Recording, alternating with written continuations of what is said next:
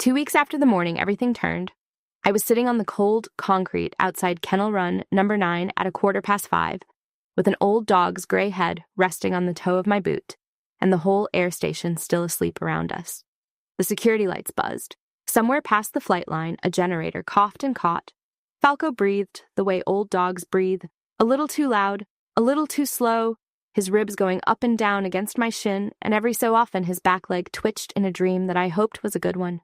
I had a cup of coffee gone cold in my hand, and no reason on earth to be there at that hour except that I had spent 10 years not knowing if this dog was alive, and now that I knew, I could not seem to stop looking at him. I had spent 20 years in the Marine Corps, learning to stand still while other people decided who I was. I was good at it. It is a useful skill, standing still. It has kept me out of more fights than my temper ever won. But sitting there in the dark with Falco's weight on my boot, I let myself admit that the morning at the gate had been the last time I was going to let one of them finish the sentence. None of it. Not the letter I finally wrote, not the office keys I picked up second, not the retirement ceremony coming at the end of the month. None of it would have happened the way it did if a 22-year-old Marine at a gate had simply waved me through. So let me start where it started, which is at a chain-link gate on a Tuesday morning with an overnight bag in my back seat and a corporal deciding I was somebody's wife.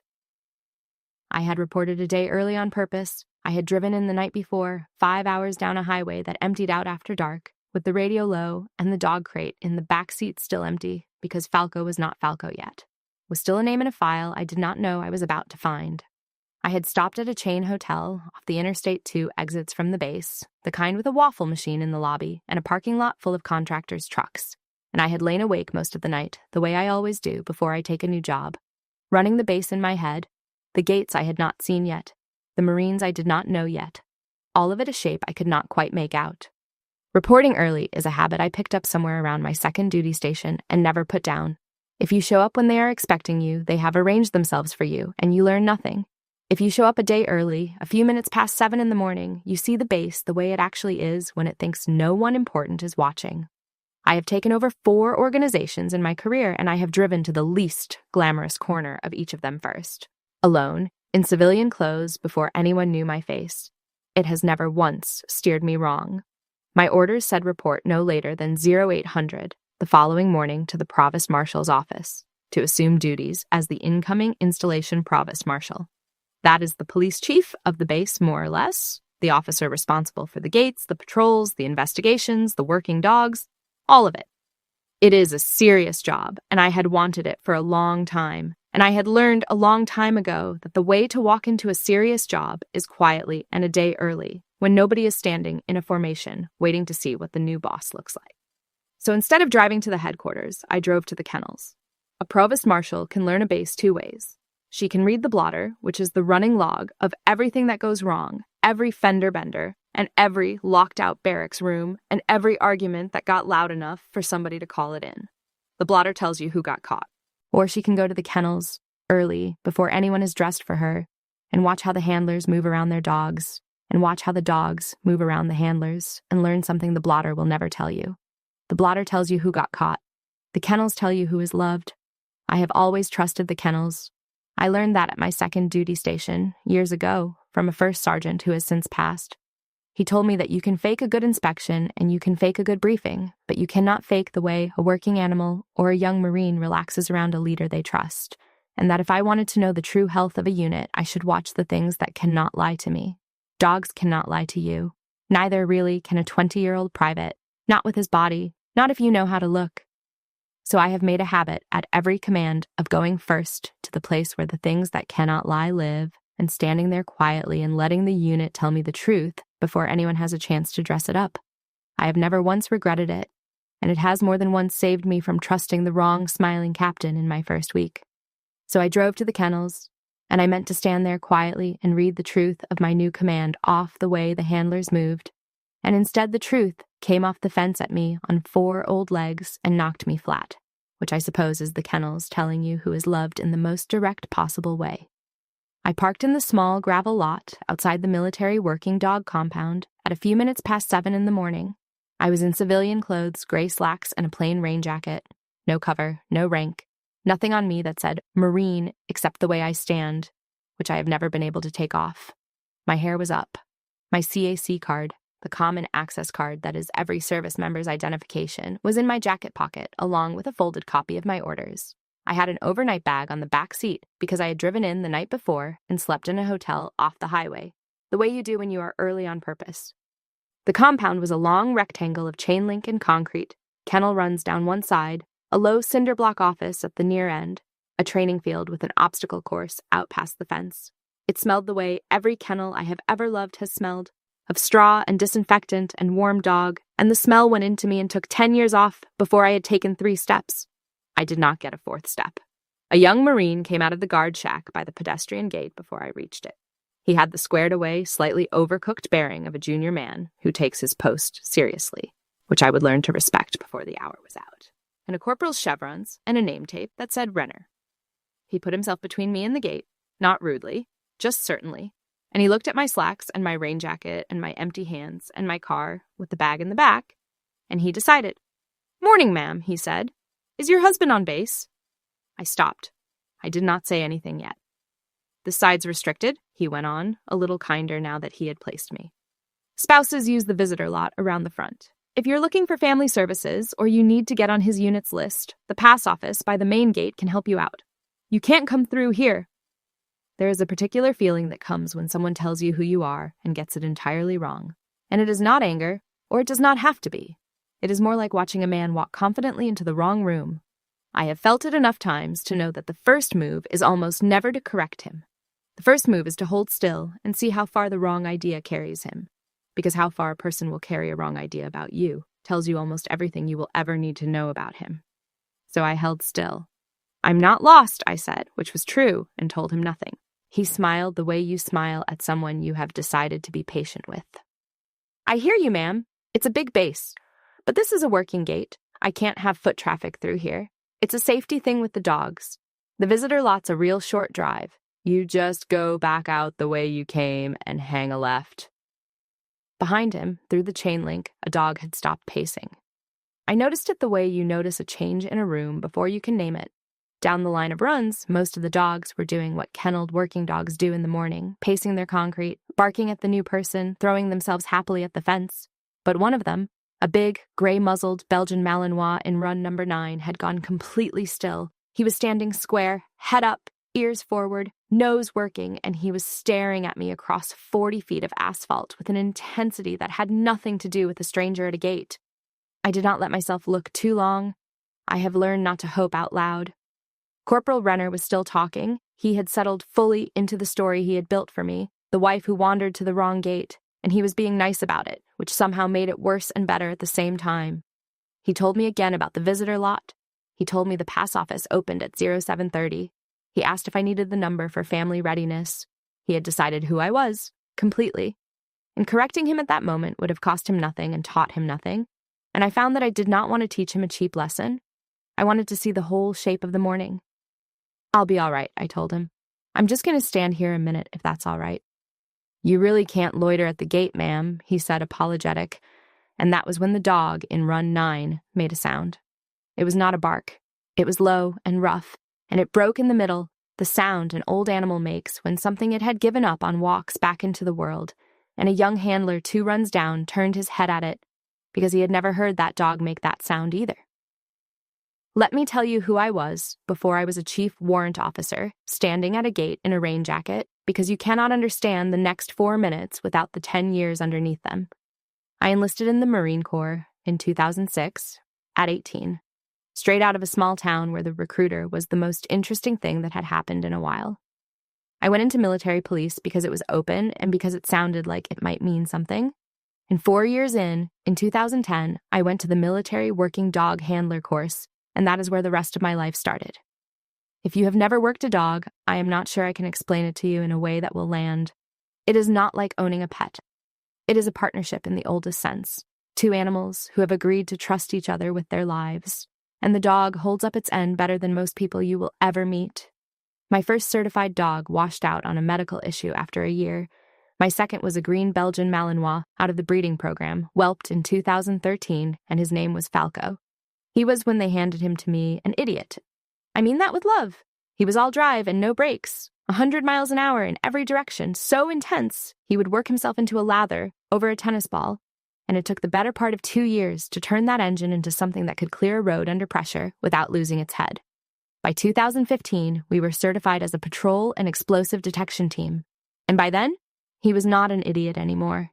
He was the best dog I have ever put a hand on. He read me. I read him. We stopped needing the leash to talk. I could tell you 100 things about him, and none of them would add up to the whole of it. But here are a few. He hated the rain, and he worked in it anyway, sulking, glancing back at me as if the weather were a personal failure on my part. He would not eat unless I was in the room, which is a problem you do not read about in the handler manuals, and which meant that for 2 years I arranged my whole life around a dog's dinner. He had a particular way of finding a scent, a sudden stillness that started at his nose and traveled the length of his spine, and I learned to read that stillness the way you learn a language, until I could tell from 30 feet whether he had found the real thing or a squirrel. When he was right, and he was almost always right, he would sit and look at the spot and then look at me, back and forth, the way you look between a door and the person who has the key. He trusted me to have the key. That is the part that undoes me still. A dog like that decides you are the one who makes the world make sense, and he hands you his whole life on that decision, and he never once asks whether you deserve it. In 2016, we deployed together to a southern province overseas, the kind of place where the roads are the whole war. Our job was to clear route, to walk ahead of the convoys and the foot patrols, and find the things buried in the dirt before they found us. It is slow, terrifying, unglamorous work, and Falco was made for it. He found things. He found a lot of things. There were mornings I watched him find something that would have taken a squad of men off that road forever, and I would kneel down and hold his big, stupid, beautiful head in my hands and tell him he was a good boy, and he would wag like he had done nothing at all, like finding death in the dirt was a game we played for the tennis ball at the end, which to him it was. And the men on those patrols, who at the start had made the usual jokes about the dog and the woman holding the dog, stopped making jokes because after a month, they understood that the woman and the dog were the reason they were going home. My partner on that deployment was a sergeant named Nick Farrow. Nick was a handler too, with his own dog, and the two of us and the 2 dogs ran the route clearance for our sector. He was 27, from a cold northern state, married about a year, the kind of man who was funny in a way that snuck up on you, dry and quiet so that you would be 3 sentences past the joke before you laughed. He carried pictures of his wife in a paperback he never finished and a photo of his mother's dog, an ordinary black Labrador named Biscuit, because Nick loved every dog that had ever lived. He used to say that the difference between him and me was that I loved my dog and he loved all dogs, and that I was the better handler for it and the worse person. He was joking. He was also right about the first part. Nick went out on a Tuesday. I am not going to walk you through it beat by beat because it is not that kind of story and you did not come here for that.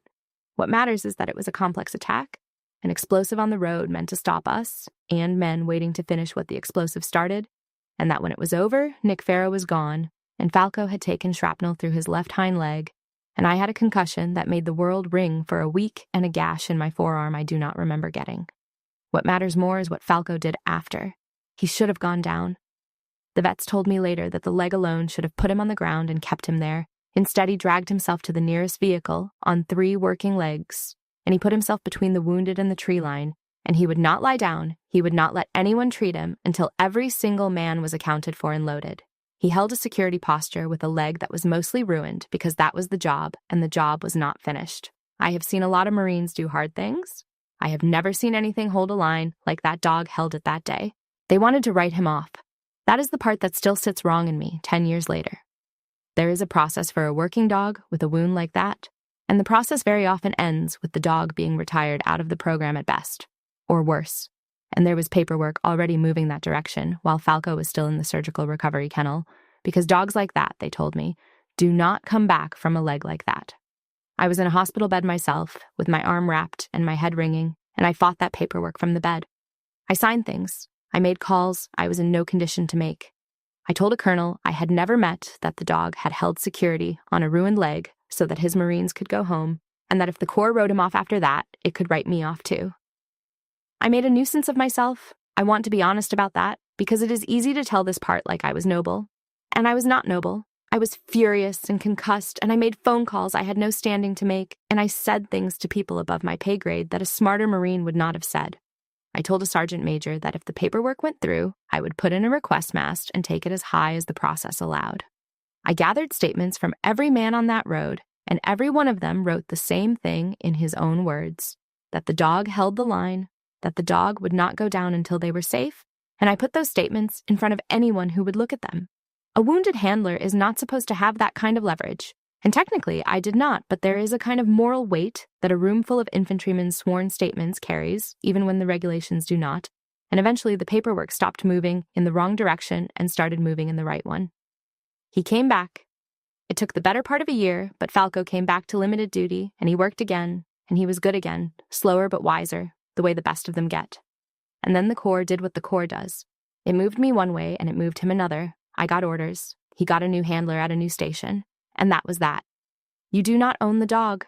The dog belongs to the government, and the government has other plans, and you tell yourself you are grateful for the time, and you pack your bag and you go. And you do not let yourself do the math on a Malinois' lifespan, because that particular arithmetic has only one answer, and you already know it. For 10 years, I did not know if Falco was alive. I thought about looking. Handlers do look sometimes, and sometimes they find their old dog on a retirement adoption list and get to bring them home for a soft last chapter. And sometimes they find a date on a file and a place to go be sad. I never looked. I told myself it was because the Corps kept me busy, warrant officer school, one duty station, and then another. The slow climb from warrant officer 1 in 2018 to chief warrant officer 4 this spring. The truth is, I did not look because I could not stand to find the date. As long as I did not look, he was alive somewhere, gray and grumpy and warm, and I could keep him that way in my head. And now there was a chain link gate between me and the answer, and a 22-year-old corporal standing in front of it telling me the pass office opened at 0730. The dog came off the fence. I want to be precise about this, because I have told it a few times now, and people always want it to be more magical than it was. And it was not magical. It was just true. Down at Run 9, the young handler, a sergeant named Traeger, had come to walk Falco out for his morning, and he had the old dog on a leash, and he was heading for one of the trucks. And Falco, 13 years old, hips going, heart going, the vets would tell me later, moved like a dog of 3. He hit the end of the leash and kept going. Traeger is not a small man, and he had 2 hands on that lead, and it did not matter at all. The dog took him across the compound like he was made of paper, out the inner gate that Traeger had just opened, across 40 feet of asphalt, and he drove his whole gray head into my stomach hard enough to fold me, and then he leaned, the way he used to lean, his entire body pressed sideways into my legs, tail going in that low, frantic sweep, and he made that sound again, the broken one, over and over into the fabric of my jacket. Corporal Renner said, "Get the dog off her! Hey, Sergeant, control your animal!" Sergeant Traeger said, breathless, half laughing and half something else, "He's never done that. Ma'am, I'm sorry. He does not do that, ever. He doesn't even do that for me." I did not say a word. I went down to one knee on the asphalt, and I put my arms around a dog I had last touched in 2017, and I did the thing my hands knew how to do before my head caught up. I ran my right hand down his left hind leg, past the hip, down to the place above the hock where the fur has never grown back quite right over the scar, the ridge of it under my fingers, exactly where it had been for 10 years, and I felt it, and something in my chest that I had been holding closed since a Tuesday in 2016 came open all at once. The vets would tell me later that a dog that age should not have been able to do what he did to Sergeant Traeger, should not have had the drive left in those hips to cross a lot at a dead pull, and that they had no explanation for it except the one none of them would write in a file, which is that the dog knew.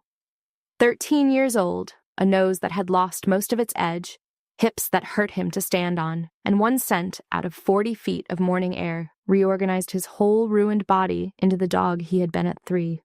I have turned that over 100 times. I do not have a scientific word for it. I have a plain one. He waited, and then he came. That was the moment I stopped being anyone's idea of a wife. I did not announce anything. I could not have talked if I had wanted to. I just knelt there with my hand on the scar and my face against his neck, and Falco shook and leaned and made his sound, and the whole compound went quiet around us the way a place goes quiet when something real is happening in the middle of it. Gunnery Sergeant Roan came out of the kennel office. I did not know her name yet. I knew her by the walk, the fast, flat walk of a senior enlisted Marine who has heard something in the noise of her own compound that does not belong, and it became a jog. And she came across the lot and stopped about 6 feet from us and looked at the dog and looked at me down on one knee with my hand on his leg, and I watched her put it together because she was the kennel master and she knew that dog's whole file, and there is only one thing that dog does not do, and he was doing it. "Colwell," she said. It was not really a question. She said it the way you say a name you have read in a file 100 times and never expected to attach to a face. Staff Sergeant Caldwell. Falco's Caldwell. "It's Chief Warrant Officer now," I said, into the dog's neck, because it was the only thing I could get out, and because it was, in that moment, the least important true thing in the world. Here is where a different woman ends the story, and I understand the temptation, so let me tell you why I did not. Corporal Renner was standing about 8 feet away, with his whole morning coming apart in his hands, and I could see him deciding what to do about it. And what he decided to do about it was dig in. I have seen this 100 times, in 100 young Marines and a fair number of old ones. He had committed to a version of events, the lost wife at the wrong gate, and now the version was collapsing in front of a gunnery sergeant and a dog, and the young thing to do, the cornered thing to do, was to defend the collapsing version instead of letting it go. Because letting it go meant he had been wrong, out loud, in front of people whose opinion of him he would have to live with, and at 22 that feels like dying. "Ma'am," he said, and his voice had gone tight and formal. "I still need to see some identification. I'm sorry, but this is a restricted gate, and I don't care whose dog that is. I can't have someone at this gate I haven't identified." Gunnery Sergeant Roan turned on him with a look that would have taken paint off a truck, and I saw her draw the breath to end him, to relieve him on the spot and send him to stand somewhere he could think about what he had done. And I stopped her. I put up one hand, just slightly, still down on my knee with the other arm around the dog, and I caught her eye, and I shook my head. Once. I want to tell you what was going through my head in that half second, because it is the whole of how I have tried to lead, and it happened faster than I can say it. I have been the corporal at the gate. Not literally, but I have been the junior person who committed to a wrong read in front of people who mattered and felt the floor drop out. And I remember with perfect clarity which of my seniors reached for the easy power in that moment and which of them reached for me. The ones who reached for the easy power, who made an example of me because it was available and it felt like leadership, I obeyed and I never trusted. The ones who corrected me quietly and kept me and let me fix it, I would have walked into anything for. 20 years later, I could still give you their names. Leadership is mostly deciding, in half-second windows like that one, which kind of senior you are going to be, over and over until the answer becomes who you are. Because Renner was not cruel. He was young, and he was cornered, and cornered is the cheapest place in the world to buy cruelty. And I have watched too many people ruin a decent young Marine for the crime of being wrong in a way they were too proud to climb out of. He had held a restricted gate against a person he could not identify. Strip away the part he got wrong, and that is exactly, precisely what I would want the corporal on that gate to do. The instinct was right, only the conclusion was wrong.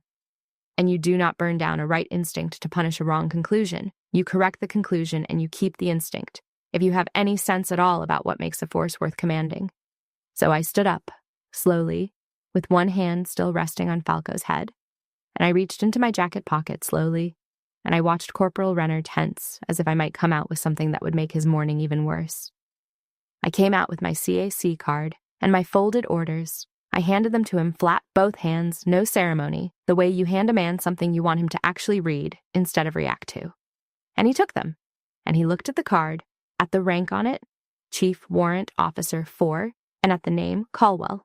And then he unfolded the orders and read the line that mattered. The line that said I was reporting to assume duties as the Installation Provost Marshal, which is to say that I was, as of the following morning, the officer responsible for every gate on that base and every Marine standing on one, including the gate he was standing on and him. He read it twice. People always read it twice. I have handed that kind of paper to a lot of people over the years, and they always read it a second time, as though the second pass might make the first one a mistake, as though the words might rearrange themselves into something that lets them off the hook. They do not rearrange. He read it twice, and I watched the blood go out of his face and then come back all at once, and I watched him understand, fully, that the woman he had directed to the visitor lot and the family readiness office was going to be signing his evaluations. "Ma'am," he said, and his voice had lost all of its shape. I'm sorry, ma'am. I didn't. I'm sorry. I know," I said. And I meant it. And I think that was the part that undid him, more than any dressing down would have. I was not angry. I did not have it in me to be angry at a man for a thing I had spent a career watching happen and a career deciding how to answer. You held a restricted gait against someone you couldn't identify, I told him, and I kept my voice level and quiet because the quiet is where the lesson lives. That was the right instinct, the visitor lot part, the whose husband part. That was you filling in a blank with the first easy answer instead of the true one. The instinct was good, Corporal. The conclusion was lazy. We are going to work on the second part, you and I. Keep the first part. He swallowed and said, "Yes, ma'am." And I could see him trying to hold himself together, and I let him, and I turned back to the dog, because the dog was the harder thing, and I had been putting it off for about 90 seconds, which was as long as I could. Lieutenant Colonel Marchetti found us there about 10 minutes later. He was the outgoing provost marshal, the man I was replacing, and he had driven over to the headquarters at 07 to meet me for a proper turnover, and been told by his own staff duty that the incoming provost marshal had not checked in, and then been told by somebody who had seen my name on a gate log that a woman matching my description was down at the kennels. So he came to the kennels. He rounded the end of the fence at a walk, and he took in the scene, the corporal standing very straight and very pale, the kennel master, the sergeant, and his replacement kneeling on the asphalt in civilian clothes with the compound's oldest dog wrapped around her, and he stopped. "Chief Colwell," he said. He was a lean gray man near the end of a long career, and he had a good face, the kind that has seen enough to find most things funny. "They told me you'd report at 0800. It is 10 minutes past 7, and you are already covered in dog. I think we're going to get along." "Sir," I said, "I'm sorry, I meant to see the kennels before I saw the offices." "I can see that." And then he did the thing that good Marines do, the thing they cannot help. He had come around that fence, smiling, casual, a colonel greeting a chief warrant officer, and then he saw the whole shape of it, the dog, the scar, the way the animal was pressed into me like he was trying to climb inside my ribs, and something in him straightened. He came, very slightly, without meaning to and without a word, to attention. I have thought about that a lot since. He outranked me by a mile. He came to attention anyway for a second, because some things ask it of you, and you either have it in you to answer, or you do not. Gunnery Sergeant Roan had gone into the office and come back out with a file, and she read from it, out loud. Not for me, I think, but for the corporal and the sergeant and the colonel and the whole quiet lot, because she understood that the record needed saying, and that I was not going to be the one to say it. She read the dog's jacket. Military working dog, Falco. Whelped 2013. She read the original certifying handler, Colwell, M., Staff Sergeant. She read the deployment, the sector, the date, in 2016. She read the line about the injury, the left hind leg, sustained during a complex attack, and the line that some clerk a decade ago had typed dry and flat, that the animal maintained a security posture despite the wound until casualty evacuation was complete. She read the commendation that came after, and then she stopped reading because that was enough, and the lot was silent, and Corporal Renner was standing there hearing all of it, learning in about 90 seconds the entire distance between the woman he had sent to the visitor lot and the woman who was actually standing in front of him. I never had to say a single word about myself. The dog's paperwork said it, and the dog said it louder. Falco leaned his full weight against my shin and closed his eyes, and nobody in that lot moved. The rest of that first day was the ordinary business of turning over a job. Offices and safe combinations and a stack of open cases and a very long conversation with Lieutenant Colonel Marchetti about which of his headaches were about to become mine. He walked me through the base, the way an outgoing commander does, half briefing and half confession, showing me the gate that always jammed in the heat and the barracks that generated most of his blotter and the intersection where the young Marines kept crumpling their cars. He was a good man at the end of a long road, and he was tired in the specific way that command makes you tired, and I could tell he was glad to be handing it off and sad in equal measure, which is the only honest way to leave a thing you did well. But I kept finding reasons to root us back through the kennels. I told myself it was thoroughness, that the working dog section was mine now, and I owed it a proper look. The truth is, I could not make myself be more than a few hundred yards from that dog for more than an hour at a stretch. Not that first day, not with 10 years of not knowing still draining out of me. Gunnery Sergeant Roan noticed. Of course she noticed. She had run that kennel for 3 years and she did not miss things, which is exactly what you want in a kennel master. And she started leaving the office door open when I came by and finding paperwork to do at the front counter so that Falco could lie in the doorway between us, and I could keep one eye on him while I pretended to review training records. She never said a word about it. Senior enlisted Marines, who are worth anything, communicate mostly in what they arrange rather than what they say. And what she arranged, all that first day, was for me to be near my dog. But the part I remember most is Corporal Renner finding me at the kennel office at the end of his shift. He did not come to grovel. I want to give him credit for that, because a lesser young man would have, and groveling is just cowardice wearing an apology. He came to ask me something. "Ma'am," he said, standing in the office doorway with his cover in his hands. "Permission to ask you something that's not really my business." "Go ahead, Corporal." "How do you do that?" he said. "How do you stand there and let somebody get it that wrong for that long and not say who you are?" I'd have lost my mind. I'd have had my ID out in the first 10 seconds. I don't understand how you just took it. I thought about it, because he deserved a real answer and not a poster. Because who you are should be able to survive being underestimated for 4 minutes, I told him. If it can't, Corporal, then it was never very much to begin with. Whether or not I am the Provost Marshal did not change one bit while you thought I was somebody's wife. The truth of a person doesn't need you to defend it every second. It just needs to be true, and it needs to be able to wait. Most of the worst mistakes I've watched people make came from being unable to let a wrong idea about them stand for even a minute. They spent their whole selves correcting the record, and there was nothing left over to actually be the thing the record was about. He thought about that for a second. "That's a hard way to live, ma'am." "It's the only way I've found that doesn't turn you mean," I said. "You'll figure out your own. Go home, Renner. I'll see you on the gate." He almost smiled, and he put his cover on, and he left, and I kept him on that gate for the rest of my tour, on purpose, because a man who asks that question at 22 is worth keeping. The story traveled the base the way stories do, faster than any order I ever signed. By the end of that first week, everyone had heard some version of it, and most of the versions were wrong in the small ways that stories go wrong, but the shape held. The new Provost Marshal got mistaken for a lost wife at the dog gate on her first morning, and the oldest dog in the kennel tore its leash to get to her. And it turned out she was the dog's wartime handler, and she did not so much as raise her voice at the corporal who turned her away. People wanted, I think, for the last part of the story to be a comeuppance, a dressing down, the corporal reduced to nothing. When they learned that I had kept him and that he had become the sharpest man on my gates, the story changed on them a little, and I watched it change the way people looked at me, which was not the way I had expected. They did not decide I was soft. They decided I was safe to be wrong in front of, once, if you owned it and fixed it, and that is worth more to a commander than fear will ever be. Fear makes people hide their mistakes from you, which is the last thing you want in a police unit.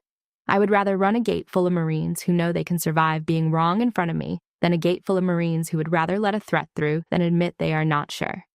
Renner, of all people, became the proof of that, standing his post, and every young Marine who came through after him heard the story and understood the terms. Gunnery Sergeant Roan was the one who told me about the retirement. She caught me before I left that first evening, and she had the careful voice of someone bringing a hard thing, and she told me that Falco was 2 weeks out from his final retirement, that his working days had ended long ago, and his last real job had been demonstrations for school groups and standing around being loved, and that the vets had looked at his hips and his heart and put a number on how much time was left, and it was not a large number. And she told me the thing that put a hand around my throat, which is that a retired military working dog needs an adopter, a person to sign for him and take him home and give him whatever the end of it is going to be, and that Falco did not have one. His last handler had moved on. There was no one on his paperwork. He was, in the flat language of the file, an unadopted retiring animal, which is one of the saddest arrangements of words I know. The Corps had moved us apart for 10 years, and then, by pure accident, left the last door standing open. I had walked back through it at 7:10 in the morning by driving to the kennels instead of the offices, one day early, because I did not want a formation waiting for me.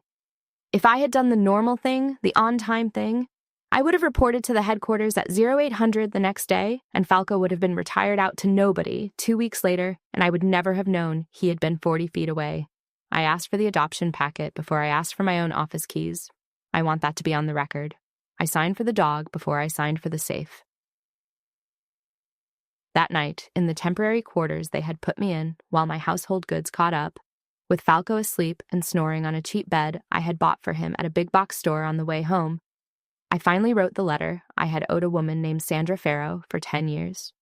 Sandra is Nick's mother. I had met her once, at the memorial, a small gray-haired woman who held my hand in both of hers and said the thing that grieving mothers say to the last people who saw their sons, which is thank you, which is a thing they should never have to say and always do. I had told myself for 10 years that I would write to her, and I had started the letter more times than I can count. And every single draft died at the same sentence. Every draft died because I did not know how to end it. I could tell her about Nick, about how good he was, about the dry jokes in the paperback and the way the men trusted him. But she already knew Nick. What I could not tell her, because I did not know it, was what happened to the dog. Not Nick's dog, who had his own fate. Falco. The dog Nick had died beside, the dog whose leg was ruined that same Tuesday. Sandra had asked me at the memorial, in the wandering way of a woman in the worst week of her life, whether the dogs had made it, and I had said yes, both dogs made it, and she had held on to that, I could tell. She had held on to the dogs, making it as a small, living thing in a week where nothing else was. And every time I tried to write to her, I got to the part where I would have to say something true about Falco, and I did not know if he was alive, and I could not write a letter to a grieving mother that said, I don't know. So I put the pen down. A dozen times over 10 years, I put the pen down. That night I could finish the sentence. I sat at a folding table in temporary quarters that smelled of new carpet and packing tape, with a legal pad and a cheap pen and a dog snoring behind me. And I found that the sentence that had stopped me a dozen times over 10 years would finally move, because I at last knew where it went. I wrote to Sandra Farrow that the dog her son died beside was, at that exact moment, asleep on my floor. Gray in the muzzle now, I wrote, and snoring loud enough to wake the neighbors, 13 years old and stiff in the hips and still, when he thinks I've been in another room too long, coming to find me. I told her that he had held a line the day Nick died, and that he had never once, in the 10 years since, stopped being the finest thing I ever worked with.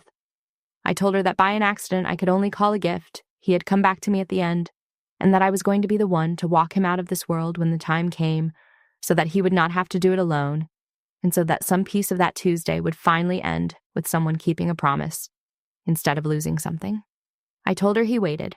I do not know if a dog waits. I know he was standing still in run number 9 when I got out of my car, and that he had stopped pacing, and that of all the mornings in 10 years, for me to drive to the kennels instead of the offices, it was that one. You can call it what you want. I called it waiting in the letter because I believe it, and because Sandra needed it to be true as much as I did. There is a thing I have to say plainly because I have made this sound like a story with a bow on it, and it is not. Recognition does not give anything back. The colonel came to attention, and the file got read out loud, and the corporal learned a lesson, and I got my dog. All of that is real, and I would not trade a second of it. But none of it gave back the Tuesday. None of it gave back Nick Farrow, 27 years old, funny in a way that snuck up on you, a year married, who loved every dog that ever lived and died on a road far from all of them. The best morning of my last 10 years was still built on the worst morning of my life, and no amount of the ground reorganizing around me in a parking lot changes that arithmetic. I want to be honest about it.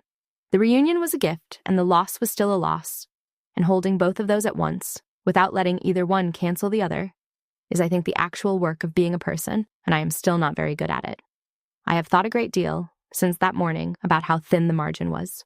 If I had reported on time, at 0800 the next day, straight to the headquarters, the way a sensible officer does, I would have shaken hands in an office and signed for a safe and never once had a reason to go near the working dog compound in my first week. And Falco would have been retired out to no one on a Thursday 2 weeks later, and I would have spent the rest of my life not knowing he had been 400 yards from my desk. The whole reunion turned on a habit I could not even fully explain, the driving to the kennels first habit, a superstition really, and on a corporal deciding I was a lost wife, which slowed me down at exactly the gate where an old dog could hear my voice. Every good thing that came after came through a door that a wrong idea about me happened to hold open. I do not know what to do with that except to be grateful, and to be a little more careful about the wrong ideas I hold about other people, because you never know which of your lazy conclusions is standing between two old friends and a parking lot. I said something to Falco that night that I have not said out loud to many people. I sat on the floor next to the cheap bed with my hand on his ribs, feeling them go up and down, and I told him he had done his job to the last man, and that I was just late relieving him. 10 years late, and that I was sorry it took me so long, and that I was here now, and that I would take the watch. He did not open his eyes. His tail moved once against the bed. That was answer enough. 2 weeks later, we held his retirement. The Corps does this properly when it is done right, and Gunnery Sergeant Roan made sure it was done right. There is a formation, and there are words read, the dog's whole record spoken aloud in front of people standing at attention. The same record Roan had read in the parking lot, but this time on purpose. For honor instead of for evidence. Falco stood for it as long as his hips would let him, and then I let him sit.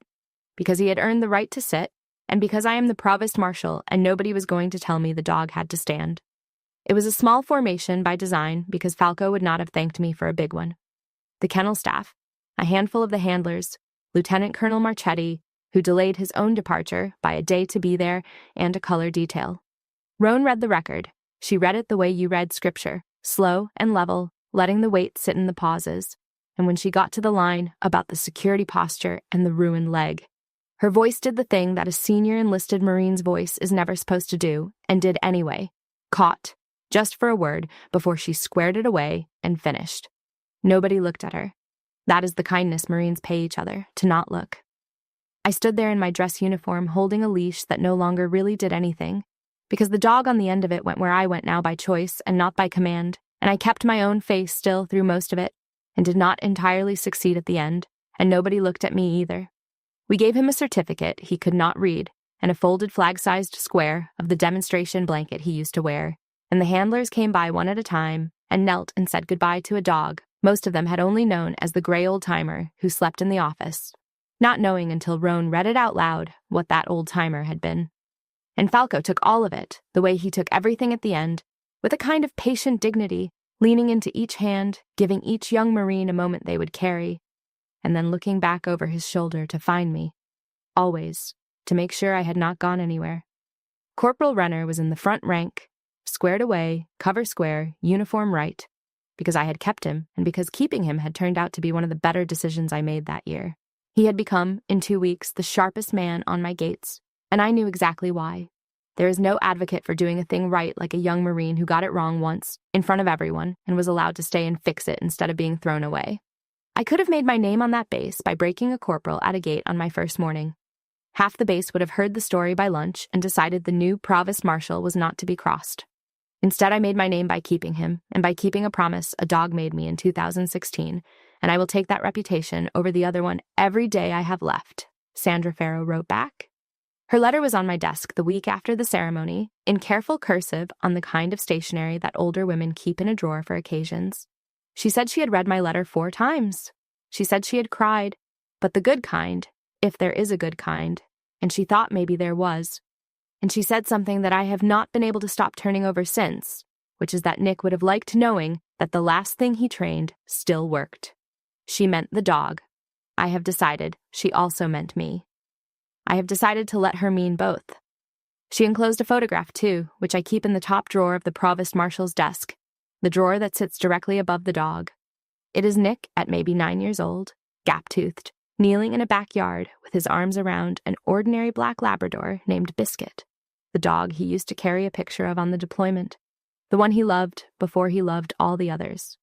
Sandra wrote on the back of it, in the same careful cursive, that this was where it started for him, that he was a boy who loved a dog and grew into a man who loved every dog, and that she thought I should have it because I was the other end of that same thread. I look at it more than I should. A boy and his Labrador in a sunny yard, and a gray Malinois asleep under my desk a quarter century and 1 war later, and a thread running the whole length between them that a road in a southern province could not quite cut. That is what a good man leaves behind if you are lucky. Not a monument. A thread. Still running. Still holding weight. So that is how I came to be sitting on cold concrete outside Kennel Run, number 9, at 5:15 in the morning, 2 weeks after all of it, with an old dog's gray head on my boot and a cup of coffee gone cold in my hand. Except that by then, he did not live in Run 9 anymore. By then, he lived in my house and slept on a real bed and had a leash on a hook by my office door and spent his working hours, such as they were, asleep under the provost marshal's desk while the provost marshal ran a base above him. I had gone back to the kennel that morning only because I could not sleep, and because sometimes you need to sit in the place where a thing started, and because Falco had wanted to see the runs one more time, or I had wanted him to, which by then was the same thing. He is still with me as I record this, slower every month. The number the vets gave me is getting closer, and I am not going to pretend to you that I am ready, because you are never ready, And anyone who tells you they are ready is lying to you or to themselves. But he is warm, and he is loved, and he is going to go out of this world with a hand he knows on his ribs, which is more than most of us can count on. And it is exactly what he gave every man on that road in 2016. He would not lie down until everyone was accounted for. I am not going to lie down until he is. Let me talk to you now, whoever you are, because I think you might be here for a reason. If someone decides who you are before you have said a word, you do not owe them a scene. I know how much you want to give them one. I know the specific heat that climbs your neck when a person looks at you and fills in the blank with the laziest, smallest possible answer, and tells you where the visitor lot is, and calls you somebody's wife, and means it kindly, which is somehow the worst part. I know you want to reach into your pocket and pull out the truth and slap it down on the table and watch their face change. And sometimes you should. There is a time for the card, and I pulled mine. But hear me on this. The truth of who you are does not get smaller while someone is wrong about it. It does not need you to defend it every second to survive. It just needs to be true, and it needs to be able to wait. If your whole self goes into correcting every wrong idea the world has about you, you will spend everything you have on the correction and have nothing left over to actually be the person the correction was about. Let your record stand where you can. Let it survive the weight where you can't. The people worth keeping in your life will feel the ground change when the truth walks across the parking lot, and they will come to attention without meaning to. The rest will just read your card twice, and if an old friend, the four-legged kind or the other kind, ever crosses a parking lot to lean on you again, after years you spent afraid to look, be worth the wait. Be the thing they waited for. Take the watch. That is the whole of it, and it is enough.